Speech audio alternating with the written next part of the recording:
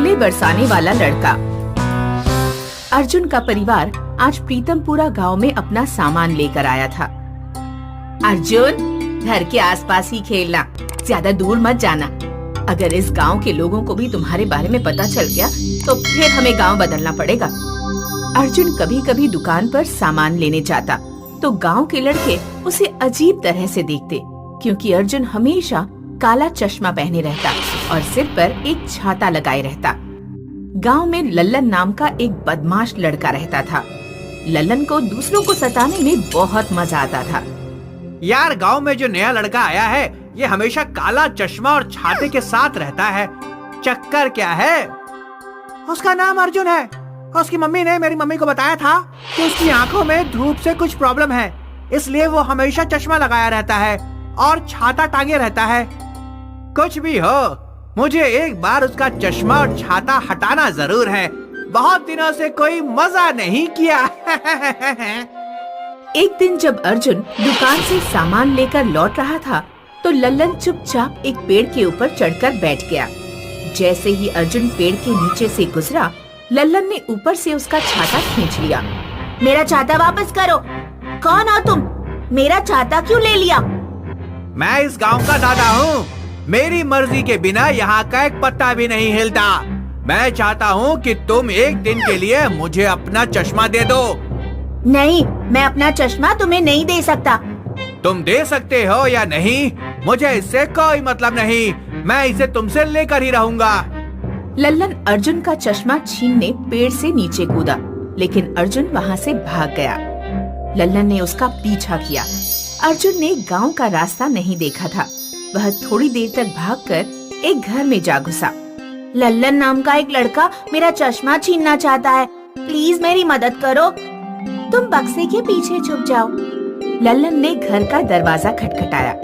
क्या बात है? क्यों दरवाजा पीट रहे हो? पिंकी, क्या तुम्हारे घर में कोई लड़का घुसा है?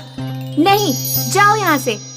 लल्लन जब चला गया तो पिंकी अर्जुन से बोली, तुम बाहर आ सकते हो। लल्लन जा चुका है। तुम्हारा नाम अर्जुन है ना? हाँ, तुम्हें कैसे पता? तुम जिस दुकान से सामान खरीदते हो वो मेरे पापा की दुकान है। मैंने तुम्हें पहले भी देखा है। तुम हमेशा चश्मा क्यों पहने रहते हो? अगर मेरी आंखों पर सूरज की किरणें पड़ जाए तो बहुत बड़े बड़े ओलों की बारिश होती है। मेरी इस समस्या की वजह से मेरे मम्मी पापा कई गांव बदल चुके हैं। जहाँ भी एक बार मेरी वजह से ओलों की बारिश हुई, वहाँ के लोगों ने हमें गांव से निकाल दिया। अगर यहाँ भी कुछ ऐसा हुआ तो हमारा परिवार यहाँ भी नहीं रह पाएगा। ये कैसी अजीब बीमारी है? ये तुम्हें कब से है? जब से मैं पैदा हुआ तब से है। एक जादूगर ने मुझे ये चश्मा और छाता दिया था, वरना मेरा इस पृथ्वी पर कहीं भी रहना मुश्किल हो जाता। मेरे पापा की गांव के मुखिया से जान पहचान है। मैं उनसे बात करूंगी। तुम घर जा सकते हो। लल्लन जा चुका है। लल्लन गया नहीं था। वह दरवाजे के पीछे छुप गया था। जैसे ही अर्जुन बाहर निकला, लल्लन ने पीछे से उसका चश्मा उतार दिया। सूरज की किरणें अर्जुन की आंखों पर पड़ी और पूरे गांव में बड़े बड़े ओले गिरने लगे। ओलों का आकार थाली से लेकर कुएं जितना बड़ा था। ये कौन सी आफत आ गई? लल्लन चश्मा फेंककर भाग जाता है। चश्मे के ऊपर एक बड़ा ओला गिरा और चश्मा चूर चूर हो गया। पूरे गांव में अफरा तफरी मच गई। लोगों के घरों की छत पर बड़े बड़े छेद हो गए थे। सब लोग मदद के लिए मुखिया के घर भागने लगे। मुझे अंधेरी कोठरी में जाना होगा, वरना ओलों की बारिश रुकेगी नहीं। अर्जुन दौड़ता हुआ अपने घर गया और एक बिल्कुल अंधेरे कमरे में बंद हो गया। तब ओलों की बारिश शांत हुई।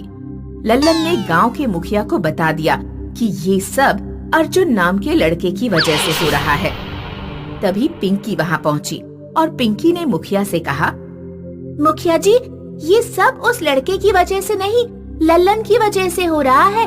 इसी ने उसका चश्मा जबरदस्ती छीना था। पिंकी मुखिया और गांव वालों को सारी बात बता देती है। लल्लन, जब तुम्हें पता था कि उस लड़के को ऐसी समस्या है तो तुमने उसका चश्मा क्यों छीना? ओलों की बारिश के लिए वो लड़का नहीं, तुम जिम्मेदार हो। गांव के लोगों का ओलों से जो नुकसान हुआ है तुम्हारे पिताजी उसकी भरपाई करेंगे। मुखिया और पिंकी अर्जुन के घर पहुँचे। मुखिया जी, अपने बेटे की तरफ से मैं माफी मांगती हूँ, लेकिन आप हमें गांव से ना निकालें। हम गांव बदल बदल कर थक चुके हैं। मैं आपकी समस्या समझता हूँ। पिंकी ने मुझे सब बता दिया है। गलती आपके बेटे की नहीं थी, ये सब लल्लन की शैतानी की वजह से हुआ है। अर्जुन इस समय कहाँ है? वो अंधेरे कमरे में बंद है। अभी उसका वहीं रहना सही है। मैं टबोला नाम के एक जादूगर को जानता हूँ, शायद वो अर्जुन की कुछ मदद कर पाए। अर्जुन की आंखों पर मोटी पट्टी बांधकर उसे टबोला जादूगर के पास ले जाया गया। पता नहीं तुम्हें याद है या नहीं, लेकिन मैं एक बार गांव में गया था तो मैंने तुम्हें पहले भी एक चश्मा दिया था। मैं आपको अभी देख तो नहीं सकता, लेकिन मुझे आपकी आवाज ध्यान है। उस समय हम चमचापुर गांव में रहते थे। जादूगर ने अपनी जादुई शक्तियों से अर्जुन को एक नया चश्मा और छाता बनाकर दे दिया। हीरालाल अपने गांव का सरपंच था। उसकी 2 बेटियां थीं, करिश्मा और रवीना। बड़ी बेटी करिश्मा हमेशा एक कमरे में बंद रहती थी। रवीना, तेरी बड़ी बहन चुड़ैल है क्या, जो हमेशा घर में बंद रहती है? रवीना को जब गांव की लड़कियां चिढ़ाती तो वह अपने माता पिता से जाकर कहती, माँ, पिताजी, करिश्मा मेरे साथ क्यों नहीं खेलती? आप उसे स्कूल भी नहीं भेजती। मुझे रोजाना स्कूल जाना पड़ता है। आखिर वह हमेशा कमरे में बंद क्यों रहती है? गांव वाले कहते हैं कि वो चुड़ैल है। करिश्मा चुड़ैल नहीं है बेटी, तुम बाहर जाकर खेलो। करिश्मा की तबीयत ठीक नहीं रहती, इसीलिए वो कमरे में बंद रहती है। रवीना जब चली जाती है तो हीरालाल की पत्नी हीरालाल से कहती है, इस तरह कब तक हम करिश्मा को बंद करके रखेंगे? आज नहीं तो कल लोगों को उसकी असलियत पता चल ही जाएगी। बेहतर होता कि मैं उसे पैदा ही न करती। जो हो चुका है उसके लिए रोने का कोई फायदा नहीं। मीनापुर गांव में जादूगर बाबा रहते हैं, शायद वो कुछ कर पाएं। कल मैं करिश्मा को उन्हीं के पास लेकर जाऊंगा। अगले दिन हीरालाल करिश्मा को लेकर जादूगर के पास पहुंचता है। क्या समस्या है बेटा?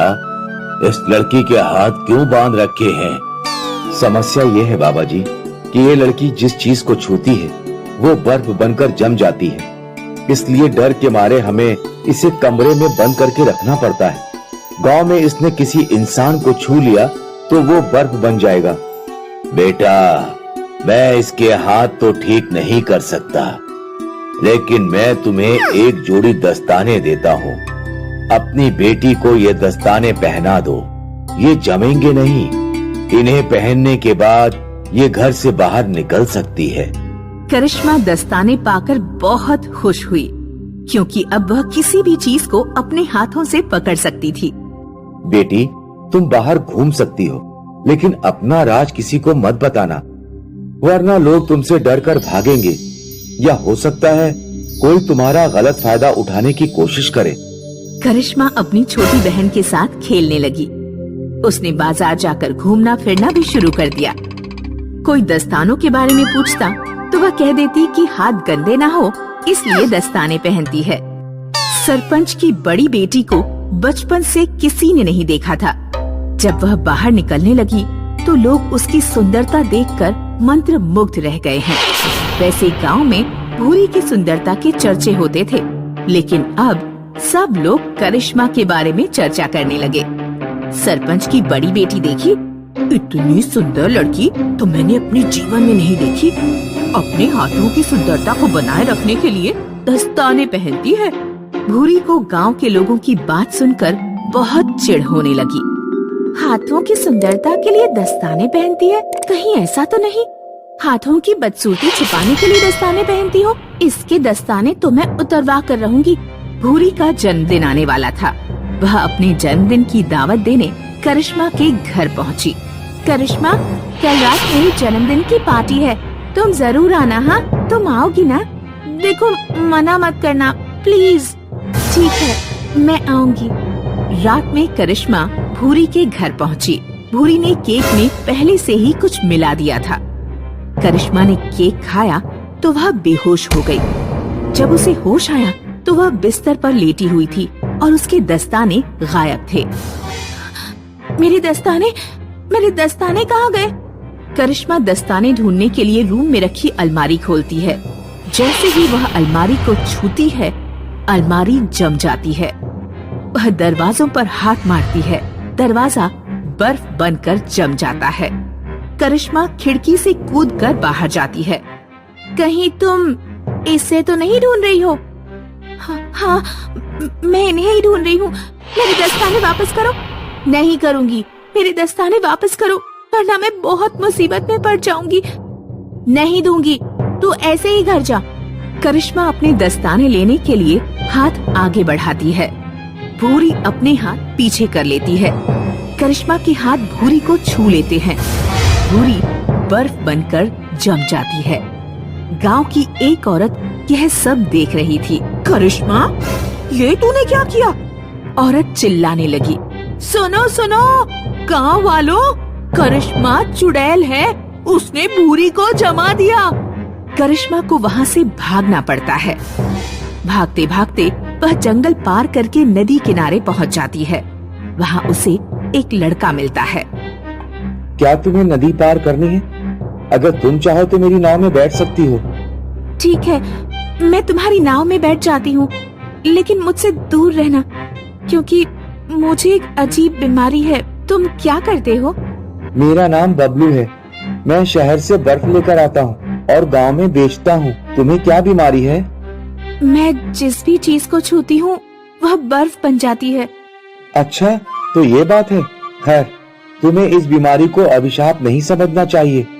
लड़का एक बाल्टी में पानी भरता है और करिश्मा से पानी में उंगली डालने के लिए कहता है। करिश्मा जैसे ही पानी में उंगली डालती है, पानी बर्फ बन जाता है।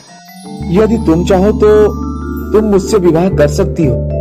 तुम इसी तरह बर्फ जमाना और मैं बर्फ बेचूंगा। इस तरह मेरा खर्चा बच जाएगा। लेकिन मेरे दस्ताने मेरे गांव में ही रह गए हैं और मेरे माता पिता भी मेरी चिंता कर रहे होंगे।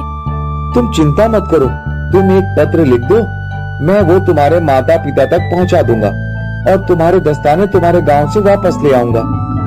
करिश्मा एक पत्र में लिख देती है कि वह नदी किनारे एक गांव में सुरक्षित है और विवाह करने वाली है। बबलू पत्र ले जाकर उसके माता पिता को पहुंचा देता है। चलो, अच्छा हुआ, बेटी सही सलामत तो है। बबलू दस्ताने लेकर करिश्मा के पास लौट जाता है।